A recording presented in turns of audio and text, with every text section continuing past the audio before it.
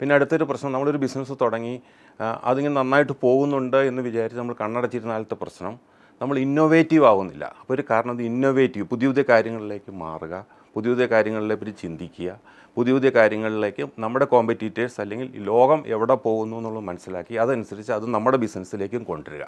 അപ്പോൾ ഇന്നോവേഷൻ വളരെ ഭയങ്കര ഇമ്പോർട്ടൻ്റ് ഉള്ള കാര്യമാണ്. പിന്നെ ഒരു കാര്യമാണ് ഡിജിറ്റലൈസേഷൻ. നമ്മളെപ്പോഴും പഴയ മോഡലിൽ വെച്ചുകൊണ്ട് ബിസിനസ് ഓടിച്ചുകൊണ്ട് പോയ പലർക്കും പല കാര്യങ്ങളിലും ഒരു കാരണത്താൽ അത് തളർന്നു പോകും. അപ്പോൾ ഡിജിറ്റലൈസ് ചെയ്യുക. നമ്മളിപ്പോൾ ഇലക്ട്രിക്കൽ അല്ലെങ്കിൽ മറ്റേ സോഫ്റ്റ്വെയർസ് പല പല കാര്യങ്ങൾ നമുക്ക് ചെയ്യാൻ പറ്റും. അതിനെപ്പറ്റി നമുക്ക് ഡീറ്റെയിൽ ആയിട്ട് നമുക്ക് ചർച്ച ചെയ്യാം. പിന്നെ ഏറ്റവും പ്രധാനപ്പെട്ട അടുത്തൊരു കാര്യമാണ് ഡൈവേഴ്സിഫിക്കേഷൻ. നമ്മളൊരു ബിസിനസ് തുടങ്ങി അത് തന്നെ മുന്നോട്ട് കൊണ്ടുപോകും.